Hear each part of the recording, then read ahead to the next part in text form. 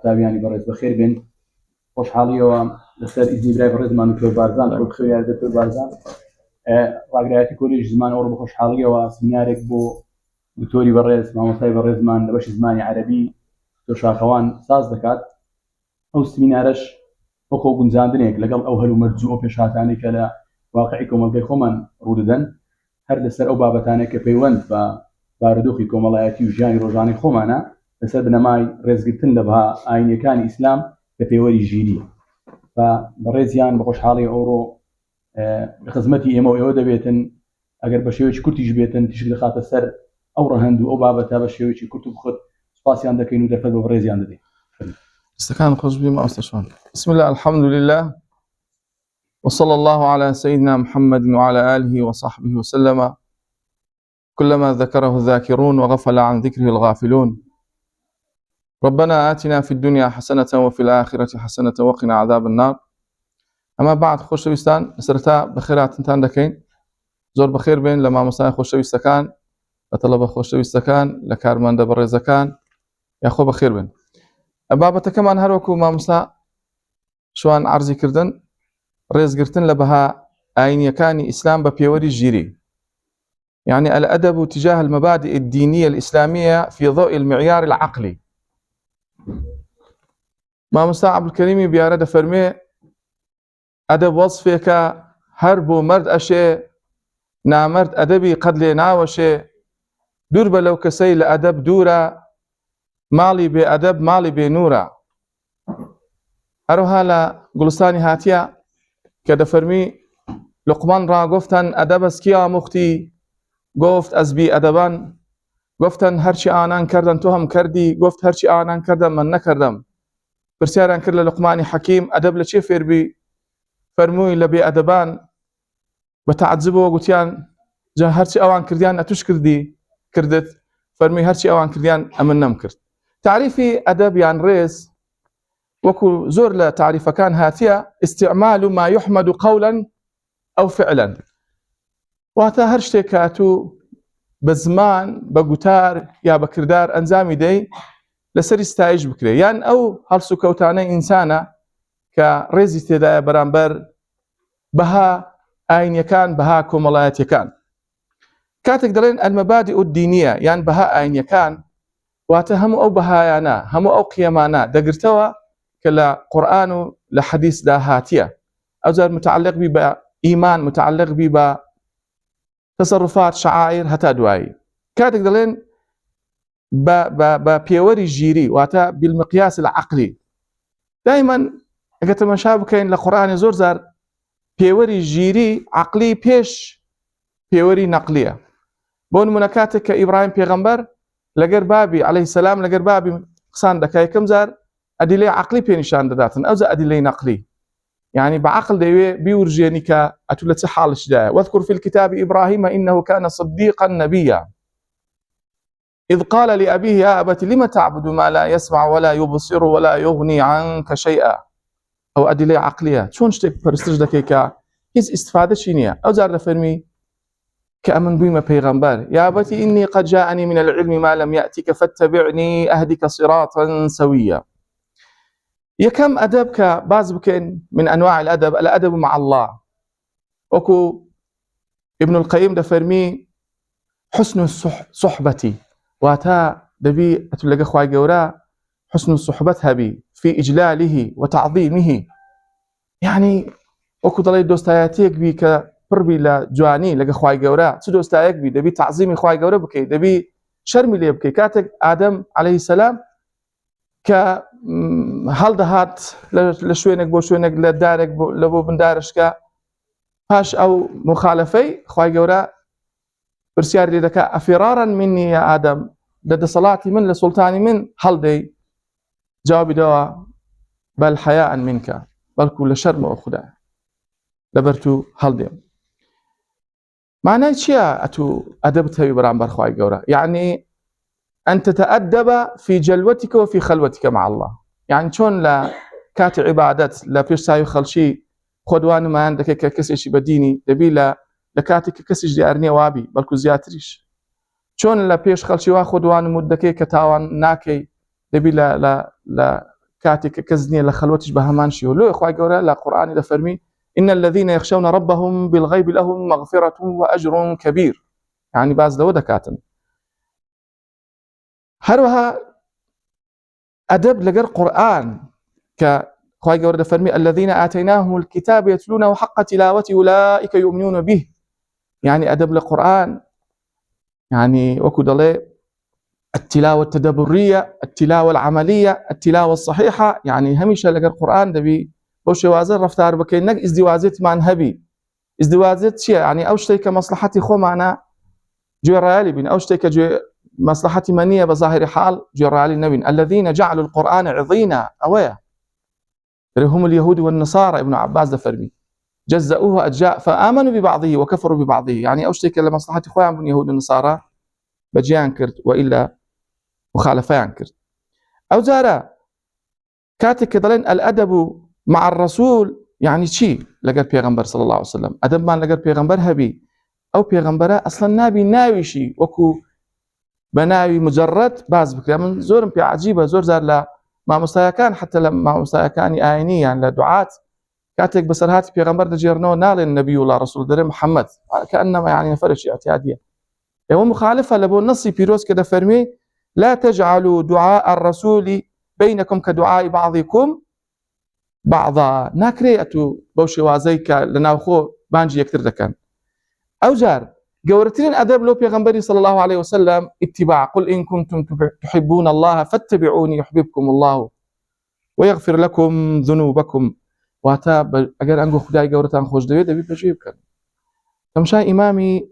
أنسي كوري مالك بكين محبتي لو بيغمبري كوبو نشاري مدينة منورة هيج كاتك ببيلاوة بسر خاتش مدينة جزري ندكرت خوشتێکی زۆر طبيعية دەیگوت مەبادا ئەمن يعني دەکا بێئەدەبیە چۆن ئەمن بە پێڵاوە بە خاکێک دابڕۆم کە قەبری پیرۆزی پێغەمبەر صلی الله علیه و شارەیە کاتێک کە حەدیثی پێغەمبەری شەرح کردە یەک لە زارەکان دیارە لەو کاتەی دوو پشک پێوە دەدا بەڵام حەدیثەکەی قەتع ناکە چەند جارێک هە بەردەوام دوو پشک پێوە دەدا بەڵام حەدیثەکە قەتع ناکە و ئارەقەی لە ناوچەوانی بێتە خوارێ یەکە دوای پرسیار لێ دەکەن گلێ دەکەن یا ئیمامەت لۆ حەدیثەکەت قەتع نەکرد فرمي شرمم كرت حياء لبر بيغمبري يعني أم لبر ببشكشي حديثي وي قطع كم هروها الأدب مع العلماء براسية وشان بابتشي زور ضرورة بتايبتو لبو طلبة كان مان كليكو أنا بششان موجود ولا بو مايش لبو برامبر ما مسايا كان مان وكو بيغمبر صلى الله عليه وسلم فرمى العلماء ورثة الأنبياء زانايان ميراد جري بيغمبرانا إمامي مالك تازة ديسان ناومان هناوا يعني إمامي أبو حنيفة يعني إمامي شافعي أو إمام برزانات شون تصرفات يعني لقر ما مستيكان يعني كرديا إمامي أبو حنيفة هيج كاتك بي دريج ندكر لناو مالي خوي باتزاهي مالي ما مستيكي حمادي بن أبي سليمان يخص تشي زور طبيعي إنسان بي دريج باتزاهي قبلش أقل بناي استهزاء النبي بلام هيج كاتك أو شتينا كرديا هروها إمامي أبو حنيفة دفرميه پاش وفادی مامۆستایەکەم حەماد لە پاش هەموو نێژێکی دوعام لۆ کردی استغفارم لۆ کردی هەروە ئیمامی شافعی کاتێک بەرامبەر مامۆستایەکەی یعنی کە دەرسی دەخوێند با بڵێن وەرەقەکانی بە نەرمی هەڵدەداوە مەبادا خەشخەشەیەک دەنجی وەرەقەکان بێتن و کاتێک کە ئاوی دەخوار بەرامبەر مامۆستاکەی ئەوەڵەن ئیجازەی وەردەگرت دوای ڕووخۆی وەردەژێڕا بۆ زۆر شتی غەریبیان هەیە مامۆستایەکمان بە ناوی شێخ مستەفا پێنجوینی وەزام 2 ساڵ پێش ئێستا وەفاتی کرد بە زۆری هەر لە مووسڵ بوو مامۆستا وەکو موفتی وێن دەرێ بوو تقریبان وتی ئەمن فەقێ بووین يعني ئەو بەسەرهاتە لەوانەیە زۆر غەریب بی کە ئێستا لە بۆتان بەحث دەکەم مامۆستایەکمان هەبوو ناوی مامۆستا محەممەد بەداخەوە لەقەبەکەم لەبیر نمایە مامۆستا عەبدولکەریم بیارە لە کتێبی عولەماؤنا باسی دەکا هەم عالیم بوو هەم کەسێک بوو صاحب کەراماتیش بوو گوتی مامۆستا محەممەد دەرسی لۆمە شەرح دەکرد لە سەکۆیەک کە لە ناو حەوشی مزگەوت دیارە ڕێگایەکە لەوان دیار دەبیتن دەرێ لە ئەسنای دەرزگوتنەوە منداڵێک بە تەنیش مزگەوتدا تێپەڕ دەبی ئەو منداڵە لە عالەمی خۆتی ئەسڵ ئاگای لە کەس نییە دەرێ یەکسەر مامۆستا محەممەد هەستاوە سەر پێ ئەمەش تەعەجوبمان کرد گوتم مامۆستا لۆ لە بە ئەو منداڵی هەستایەوە گوتی ئەخە ئەو منداڵە بابیوی مامۆستای من بووە سبحان الله بەڵێ خۆشەویستان کەوابی ئەمە سڕی پێش نەکەوتنمان ئێستا کە ئەو ڕێز و ئەدەبەیە كنما بداخوا هروها التأدب مع الكبار لقر جور كان من بيغمبر صلى الله عليه وسلم فرمي ليس منا من لم يرحم صغيرنا ويوقر كبيرنا، يعني ولم يوقر كبيرنا دكتور نريمان بالي يعني لما ني أبيك سوز ورحمتي دل سوزيو دل نواي نبي لهم جسك كانوا هروها برامبر جور كانيش رزو حرمتي نبيتن راستي تمشاي أو جيلي خومان دكين لقد جيلي بيش خومان يعني جيلي أولاتر كحرمتي جور كان مان لدايكو باب مان لا دا حاجيك لما مختيارك لبيرك كأو رزا كبيشتري هبو كأو رزا هموي رويج براسيل أصلا جيلي أستا بداخوا نازاني سباسيش بكا سبحان الله يعني نازاني دعوة لبردن بكاتن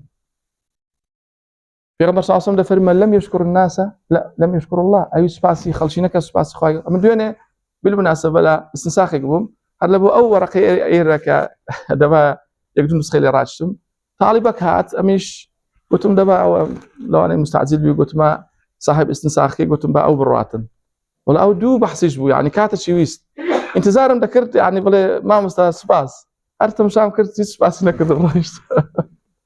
بداخو يا است مثلا لبين جنومير لانزارو مشاكل دروز دبي نازن يعني نازن فني دعوة لبردن بكن يعني له مشاكل كان زيادة دبي التأدب يعني على شعائر الله لسر أو بابتاني كتعبدين ومن يعظم شعائر الله فإنها من تقوى القلوب أبي شعائر خواهي جورا بريزو بحرمته تمشابكات أو ديار تقواك لا دلوا هالقراوة أو زار نيجا أو زار حاجة يعني براسي نيجا كانش مان همو مشاكل كاني دينين كلا لا صار دوري نيجا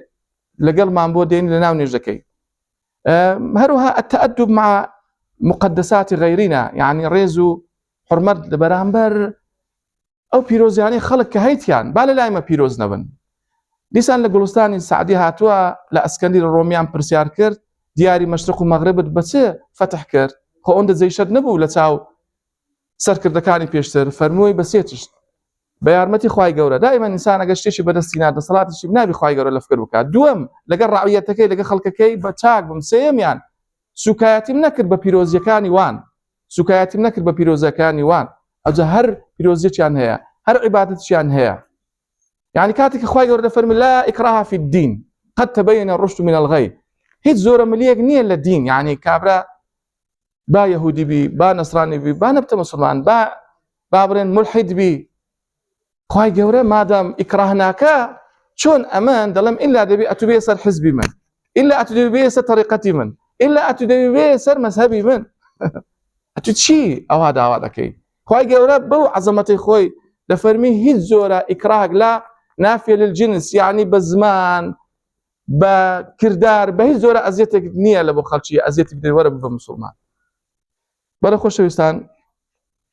يعني حتى بيغمبر صلى الله عليه وسلم نباري تصرفاتي برامبر أهل كتاب أو عنيك لجير يعني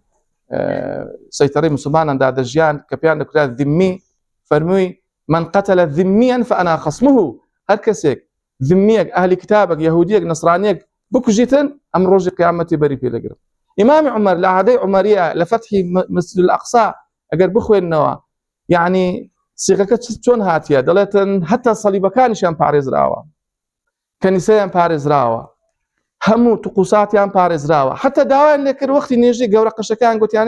قلت يا إمام عمر أو وقت فتح نيجي لنا كنيسة بك قلت نا ما بعد من ليرة نجيبكم دعاء مسلمان كان بين والله أو إمام عمر ليرة نيجي كذي أو كنيسة إيمايو دبيب تمزجوت بالي برزان مقابلي ريز قرتن بالريزية الاستهزاء والسخرية حقيقة ك يعني إنسان دليل شيء كاتك يكك سكاتي بيدك بزانين سخرية واستهزاء فرقي شيء وكو أبو هلال عسكري لفرمي سخرية برامبر شتيك كيكك أو صفة خرافي هبي بلام استهزاء واتا هيز عيبة شيء بسكاتي بيبكي أو زار ابن عباس لتفسير أو آياتا كده فرمي يا ويلتنا ما لهذا الكتاب لا يغادر صغيرة ولا كبيرة إلا أحصاها لرجع قيامته دليل أول شيء هوار لوما أو كتابة هيستشي تبرنكر دي هرشي قسكية صغيرة ابن عباس ده فرمي الابتسامة باستهزاء واتە ئەتو زەردەکەنیەک بەرامبەر یەکەشی بکەی بە گاڵتە پێکردن بە سوکاتیکردن. كبيرة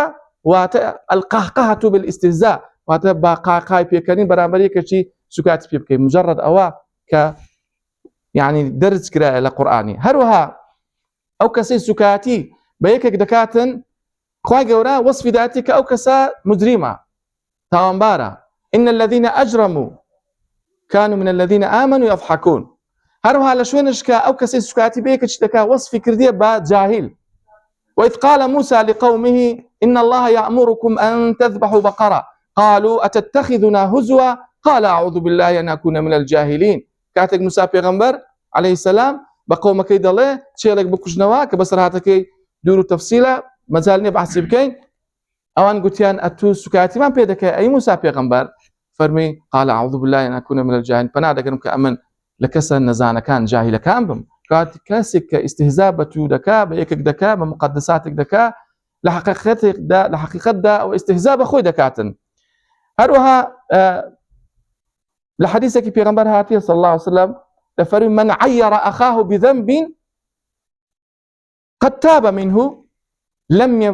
لم يمت حتى يعمله. واتە هەر کەسێک سوکاتی بە یەکێک بکە کە ئەو کەسە مثلا پێشتر تاوانبار بووە ئێستا تۆبەی کردیە دەڵێ خوای گەورە نایمرێنی هەتا ئەو شەخصە کە سوکاتی کردیە وەچوی ئەو تاوانەی نەکە. زۆر کەس دەبینی کاتی خۆی لە ڕێیەک لە ڕێیەکان لە شوێنێک لە شوێنەکان تاوانەشی کردیە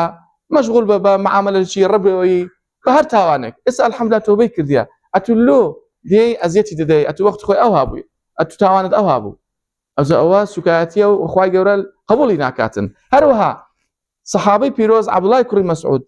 دەڵێ ئەمان دەترسێم ئیستیهزا و سوکاتی بە سەگیش بکەم ئەکرەمەکم الله دەترسێم مەبادا خوای گەورە ئەمنوکە ئەو سەگە لێ بکات. بەڵێ خۆشەویستان سەبەبی تەڕحکردنی ئەو بابەتە با ئێستا کە بڵێم ئەو سوکاتیە بوو کە چەند ڕۆژێک پێش ئێستا لە دەڤەری ئەو لای کرا کە نەک بدات برن ئەو دەڤەرە کە خەڵکی موسڵمان و خۆشەویست تێدایە شاری شێخ مەحموودی حەفید شاری شێخ ئەحمەد کاک ئەحمەد شاری ئەو هەموو کەڵە شاعیر و پیاوە گەورانە و ئافرەتە ناودارانە بەڵام خەڵکێک هەستان بەو شێوازە ئیستیهزایان کرد حەقیقەتەن كأنما أو حجابا خو إنسان حرة حجابي دبوشي يعني آفرات خوش كان مانيان نايبوشي أو بابا تقنية ما باسي حجاب بكين باسي سكايتية يعني أصلا لبو كسش كش درزنية بيت نزلك غير حجاب أنا وابو شوازا سكاتي بيبكى بالمقابل يعني فأمنا زانم أو حجابا بو شوازا كفران دا مشكلة يعني هبو لقل يعني أو حجابا بيت سبب تخلف مثلا لو آفرتان دوا بكون يعني هر إسالك وأنا مع مصايب الرزمان هي كلسكشيان هي وشهادة برزشيان هي أصلا أوصل 2025 لبو تار ساران جامعي ستانفوردي كاليفورنيا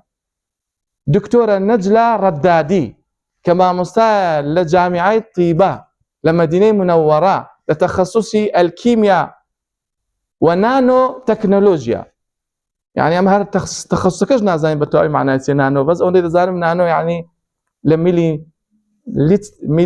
متر زور ورترا زور وردك جزئيات دراسية أو شتانة كرديا أو آفرتا دول أساستي أبرز العلماء يعني من أبرز المتفوقات اختيار كراية زي لو حجاب ومنقبش بو مثلا أصلا أما تمشى بكيني آفرتكاني ما كزيجاي مفخرا لرابردي ولا استعيش بون مناداك من عائشة رضا رحمة خوالي بي مفتي بوا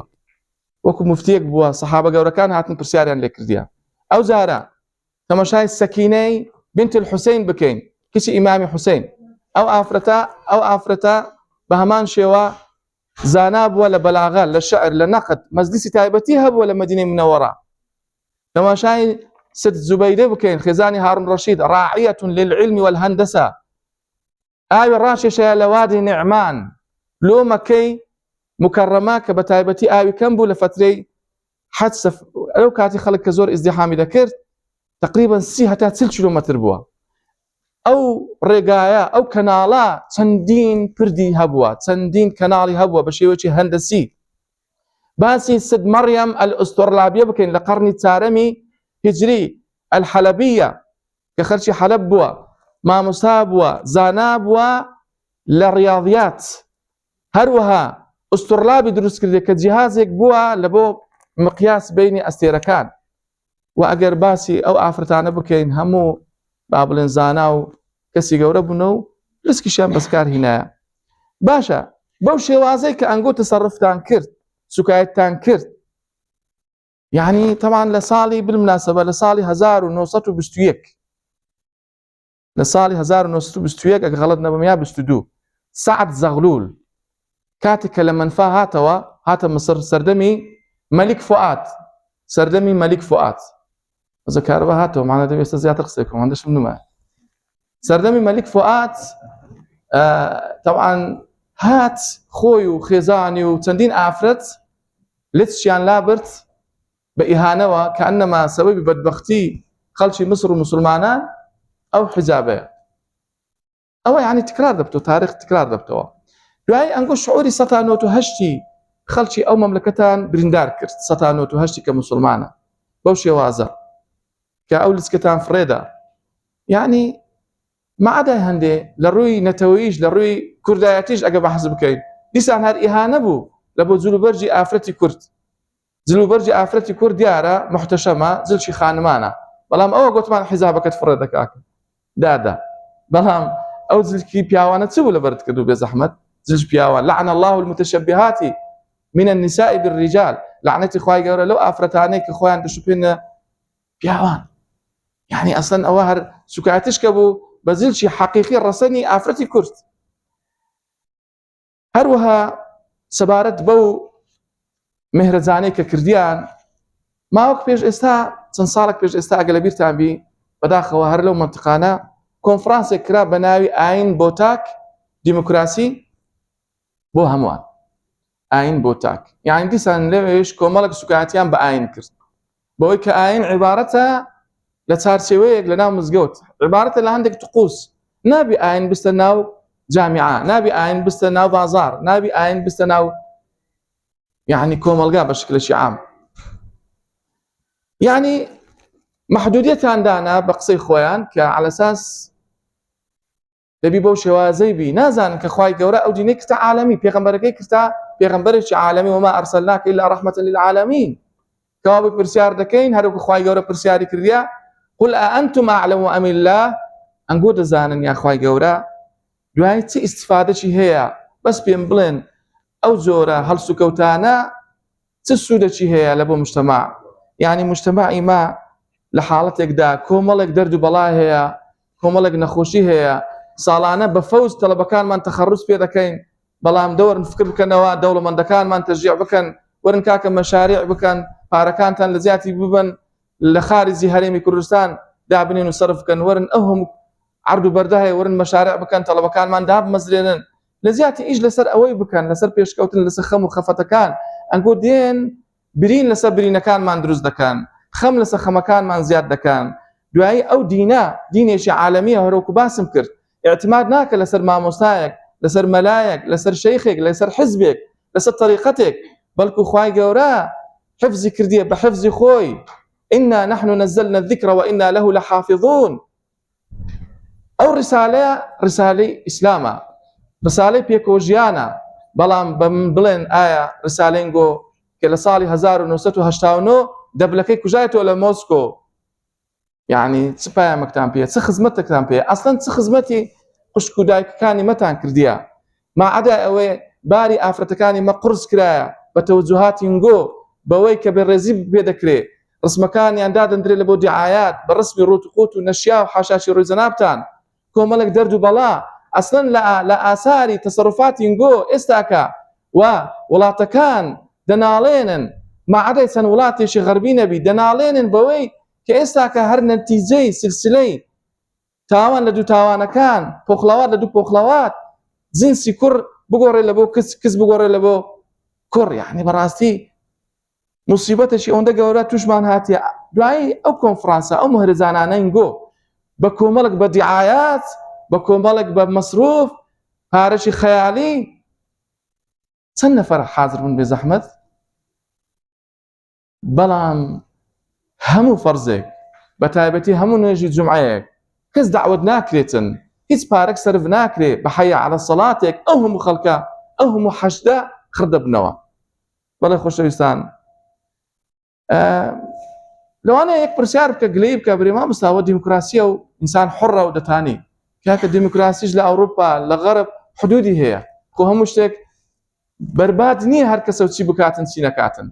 ئەسڵ لەوێن دەرەژ ئێستا کە عقوبەیە یەکێک تەحیەی هیتلەری نازی بکە، سەلامی هیتلەری نازی بکە، عقوبە هەیە دەژیرێ. یەکێک لە مەتبعەی هۆلۆکۆست یەهودی بە کەم بەحسی بکە دەژیرێتن، چەندین شتی تریشیان هەیە و هەر ئەوە نیە هەر کەسە و هەرچی کرد و تەواو. بەداخەوە یعنی مەفروضە قانونێک هەبی لە پەرلەمانی کوردستان دەربچی هەر کەسێک سوکایەتی بە ئاینی ئیسلام بکە یا ئەو شتێکە متعلقە بە ئاین عقوبە بدرێ، سزا بدرێ. سەبارەت بە محاولاتی وان، دائیمان محاولاتی ئەو کەسانێک کە دەیانەوێ سوکایەتی بەدین بکەن کە سوکایەتی بەخۆشە، ئەوکو دەڵێ محاولاتون فاشیلە. چۆن فاشیلە؟ سەرنجامەکەی چییە؟ لە ساڵی 1970 تقریبا 84 و 5 ئەگە غەرەت نەبم، کاتێک دکتۆر مۆریس بۆکای، دکتۆر مۆریس جەڕاحێکی فەڕەنسی بوو کە بسبب آيتي فاليوم ننجيك ببدنك لتكون لمن خلفك آية بو مسلمان، اویش کاتێک کرا سەرۆکی لیژنەیەک لە بۆ بەدواداچوون بەسەر لاشەی فیرعون کە پاش ئەوەی دراسەی کرد ئەو ئاەتەش باز لەوە دەکات کە لاشەی فیرعون بە سەلامەتی دەهێلینەوە. ئەو دکتۆر مۆریسە بۆ مسلمان کە بۆ مسلمان هەر بۆندەش ڕانەوەستا ئەبحاث و دراساتی تریشی دەکرد لەسەر قورئان و ئەوانە. ئەوە بوو غەرب مشەوەش بوو لیژنەی پێکهێنا لە کیبار العولەما ئەوانەی سەر بەخۆیان کە بچن بە شێوازێکی علمی ڕەدی دکتۆر مۆریس بدەنەوە. بەڵام دەرنەتیجە چەند مامۆستایەکیش چەند عالیمەکیش لەو عالمانە بوونە مسلمان. کۆتایی خۆشەویستان بە چەند بەسەرهاتێک دەینم لەسەر سوکایەتیکردن کە ئەو بەسەرهاتانە لەوانەیە دویان بەخۆم تێدا بوومە حەقیقەتەن، کە ئەو کەسانی کە سوکایەتی بە ڕموز بکەن، ڕموزی دینی یا شاعیری خوای گەورە، حەقیقەتەن نەتیجەکەی ئەوەیە کە باز دەکەم ئێستاکە. ئەوەی کە ئەمن بەخۆم دیتیتم لەو بەسەرهاتانە، باوکێک کوڕەکەی لە وەزعشی خراپ بوو، تەمان ئەمە ناکرێت تەفاسیل باس بکەین، ئەوە تایبەتمەندی هەر عائیلەیەکە، تایبەتمەندی هەر کەسێکە. کوڕەکەی لە وەزعشی خراپ بوو، تەنها ئەو تاقە کوڕەشی هەبوو. ڕۆژێکیان ئەو باوکە مصحفێکی هینا بەردەم کوڕەکەی، قورئانێکی هینا بەردەم کوڕەکەی، گوتی کوڕی شیرینم لە بەخاتری ئەو قورئانەی واز لەو ئیشەی بینە. کوڕەکەی قورئانەکەی وەرگرت و ڕاست بە عەردی دادا. پاش چەند ڕۆژێکی حادیسەک ڕوویدا کە بەخۆم لەوێ بووم، چەند مەترێک لە من دوور بوو، گولە هات بەو کوڕەکە تو کوشتی، هەر بزە بەدوا بزەم بەسەری کەتیش، چونکە دوعایەکەی ئەوها بە ئیبابەکەی گوتی ڕەبی ئەو قورئانە لە تەپش سەرت بدە. نەسەن ئەوە بەسەرهاتی تر. دیسان ڕۆژێکیان لەگەر برایەک قەدەرەن یعنی شەو بوو دەڕۆیشتین بەیەکەوە، باسی یەک لە ئەولیاءەکان کرا، زەمی کرد بە خراپ باسی کرد. میش گوتم برام پیاوەشی ئەوە زۆر نازدارە، پیاوەک بووە تەقوای ئەو هایە، من دەیناسم، ئەم دەزانم کووە. ئیدی ئەوە هەر ملی نەدا بەرێ، ئیدی لە ئەسنای قسەکردنێ سوبحان الله بەر بووە، ویستم هەڵی گرمەوە تەقلەی دووەمیشی خوارد. پاش چەند ڕۆژێکی خوا عالیمەکوی دەڵێم ئەو هایە، سیارەك لێدا کوشتی کەس نەیزانی ئەو سارەش چێ بوو. نارێ لحوم العولەمائی مەسمومە، گۆشتی زانایان ئەولیان ژەهراویە، کەس دەوی لێ نەدا چونکە دەیکوژی. لە بەسەرهاتەکانی تر خۆشەویستان لە جامعەک لە جامعەکانی مصری تەڵەبەک لە کولێ زراعی ئەوەش لە کتابی خوێندمەوە، ینی حەقەتەن لە مەزدەرێک خوێندمەوە، دەڵێ بە سوکایەتی لە ناو حەڕەمی جامیعەی هاواری دەکرد ئەگەر خوددا هەیە با بمرێنی، کەس جوابی نەداوە. حتا ئەو بوو کە دەگەڕێتەوە ماڵێ داک و بابە ئینتزاری دەکەن کە بێن نانی بخوا، دیارە دەستا ئیستیحمام دەکا، لە ناو حەمام بەردەبتەوە و دەمریتن کە لاشەکەی دەبن لە بۆ فحوسات و تەشریح و ئەو بابەتانە، دەڵێن ئەوە ئاو چوتە ناو گوێچکەی بەو حاڵەتەی مردیە. خۆ شتێکی زۆر تەبیعیە، ئینسان حەشاشی ڕووتان لە کاتی مەلەکردنە لە کاتی ئیستحمامە ئاو دەستە گوێچکە هیچ شی لێ نایە بەڵام تا کە مەخلوقە کە ئاو بستە گوێچکەی دەمریتن ئەویش گوێ درێژە یعنی خوای گەورە ویستی بەو شێوازە کە سوکایەتی دەکات ئەمە زۆرمان هەیە بەسەرهات یعنی ئەگەر بەحس بکەین ئێستاش لە مەقاتعی ڤیدیۆی مۆجودە لە هیندستان کاتێک چەند ئافرەتێک کۆ دەبنەوە حیزابی ئافرەتی موسڵمان لە چی ئافرەتی موسڵمان دەینێن وەکو ئیستیهزاءکردن ئاگری پێدا دەکەن دوایە قەدەرەن دیارە ئەوها دەبێ ئاگرەکە وەکو دەڵێ انقلب السحر على الساحر ئاگرەکە لە بۆ ئافرەتەکەی دەگەڕێتەوە و چەندی محاولە دەکەن بیکوژێنەوە پێیان ناکوژێتەوە ئیدی بەسەرهاتەکان زۆرن من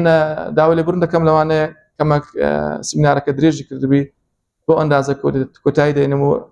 وصلى الله على سيدنا محمد وعلى آله وصحبه سبحانك رب العزة عما يصفون والسلام والحمد لله رب العالمين. أجر استبراك